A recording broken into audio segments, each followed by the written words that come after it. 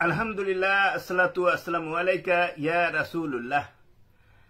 আমরা আজকে ঈমান এবং মুনাফিকির পরিচয় সম্বন্ধে দুই একটি কথা বলবো ইনশাআল্লাহ। ঈমানের পরিচয় তিন ভাবে দিতে হয়: এক, অন্তরে; দুই, জবানে; তিন, কার্যকলাপে। কার্যকলাপে ঈমান প্রকাশের প্রথম ও অলঙ্ঘনীয় ধাপ হচ্ছে সালাত।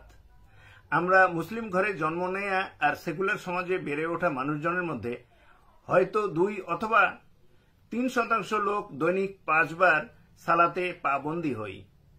যারা এর বাইরে আছে তারা অবশ্যই মুসলিম পরিচয়ের বাইরেই রয়ে গেছে।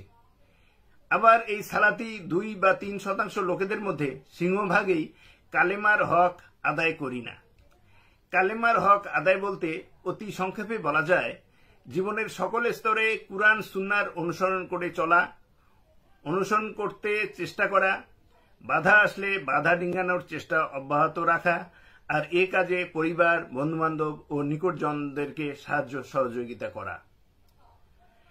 ঈমান কোনো লুকিয়ে রাখার বিষয় নয়, কিন্তু অতি পরিতাপের বিষয় যে এগুলো আমরা লুকিয়ে তো রাখি, বরং নিজেদের ঈমানকে সালাত, যাকাত, সিয়াম, হজ এর ভিতরে সীমাবদ্ধ রেখে জমির বাকি কার্যাদি সম্পাদন করে সমাজের সাথে তাল মিলিয়ে চলতে পছন্দ করি, যাতে দুনিয়াবি জিন্দেগির সুযোগ সুবিধার একটি চুলও মাটিতে খসে না পড়ে।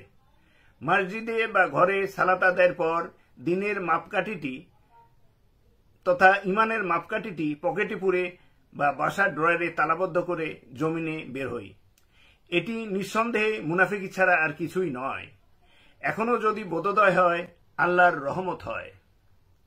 আমিন।